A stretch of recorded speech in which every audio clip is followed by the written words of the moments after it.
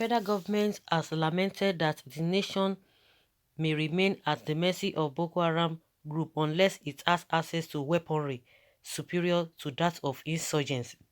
Minister of Information, Culture and Tourism Lai Mohammed disclosed this while speaking to newsmen at Government House, Makurdi, shortly after he paid a courtesy call on Governor Samuel Otom of Benue State on Monday. Mohammed was in Benue to receive the National Institute of Hospitality and Tourism, which was officially handed over to the federal government by Governor Otom on Monday.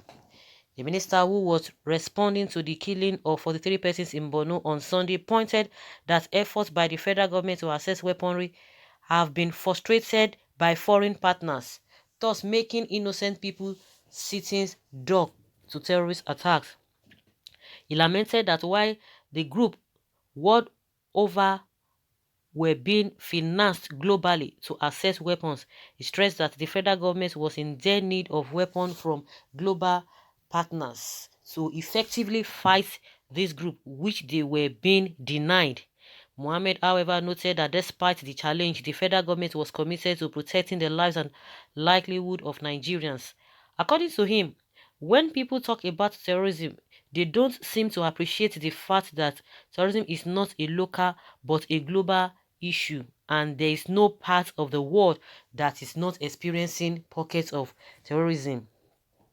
We will never stop protecting lives and livelihood, but you must understand that we are also dealing with terrorists who are financed globally, and we also need more support from global partners. For instance, Nigeria had made attempts to acquire better and more effective platforms to deal with this group, and for one reason or the other, we have been denied these platforms, these weapons, and without adequate platforms, we will remain at the mercy of these particular terrorists.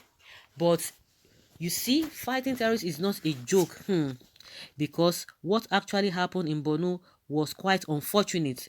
You see, you must be able to look at the group.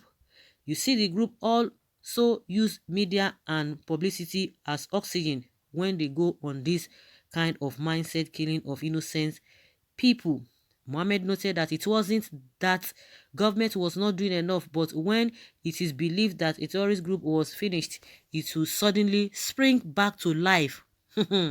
He said, to make matters worse, a dying terrorist group will suddenly spring to life. It is not that the government is not doing enough. In Africa and any other place in the world, these people have same concept. You have a group of people who are extremists in their thoughts. You don't believe that we don't believe that we and you shall be alive. Earlier, Benue State Governor Samuel Otom played host to Lai Mohammed appreciated efforts of government to curb insecurity in the state. He stated that for these reasons today, Benue was relatively calm, and the issue of herdsmen attacks have been reduced to the barest minimum. Governor Tom warned that herdsmen that were still coming with their cattle to graze in the state should know they are trespassing, and the Lord would be made to bear on them. So you can imagine what Lai Mohammed is telling us. So Lai Mohammed now is not telling us that because they are being denied weapon, that is why the so-called insurgents are having upper hand over them. If I can get it clearly from what he has said, is it not this Lai Mohammed that told us that they've been defeated? So how come you know what he now said? He said by the time you see that they are dying, before you know, they will spring up. I don't know whether you guys have even heard about this the so-called in 2018, when they went into the cover of the government to go and take money without even informing the Senate. It was really a tug of war then. Even the lawmakers were saying the executive did not even carry them along. Oh, they said they needed it so quick. They needed it because of the insurgency and all of that. And people were like, oh, yeah, since they want to use it to fight the insurgency, so it's not as if they are trying to steal the money, and that was how everything went, and the whole thing just died down. And they now say, okay, the weapon that you have gone to acquire in the US, when is it going to be ready? They say it's going to be ready in 2020. We now say, so from that 2018 to 2020, what will now happen?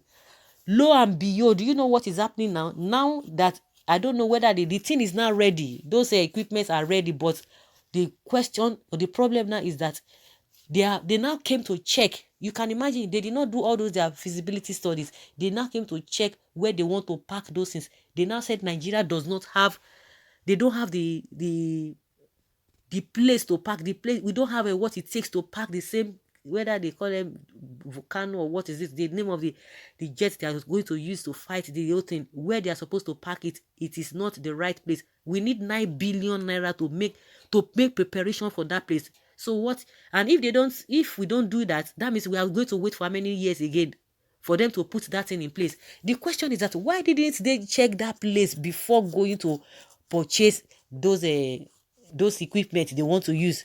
It was after they have finished preparing it, because they said it was going to take 2 years. Now 2 years is going to be 2020. Now they now discover that where we are supposed to park it now, it is not the right place. They have to prepare that place, and which is going to take 9 billion naira. You now see, and now this man is telling us that they don't want to sell equipment for them. They don't want to do this to them. The same man that told us that this so-called Boko have been defeated technically is now coming to tell us that once you see that they are dying, before you know, they will spring up. They will spring up. So he's telling us that. So that means if these people have a superior weapon over our Nigerian army, so what are they fighting for then? That means it makes no sense. It makes no sense. You see what they are trying to do? But you said that they were technically defeated. So why the shift of the goalposts? Lie will not stop amusing me. I think Ezekwesili is very much correct to check the mental status of all the Buhari ministers, because they don't seem to be all right upstairs. Hey, Nigerians are in a very big trouble. Look at this unfortunate person. You are now blaming foreigners. Okay, where are the Boko Haram getting their weapons that the government with even more resources cannot do same? Our dear Minister of Information, was there really any massacre in Borno State few days ago? Okay, you have technically defeated them with your mouth already, liars. Keep diverting attention from the truth, Mr. Lai Mohammed. Well done. Excuses, excuses. The blood of those slaughtered are on your head. Go ask Gowon how he fought the civil war in the face of sanction from the West. See this uninformed minister. It is very shameful for us to continue to hear this thing we were hearing during Jonathan's time from APC. Boko Haram is preaching in Nigeria, or especially in Nigeria, controlled by a government headed by a Major General.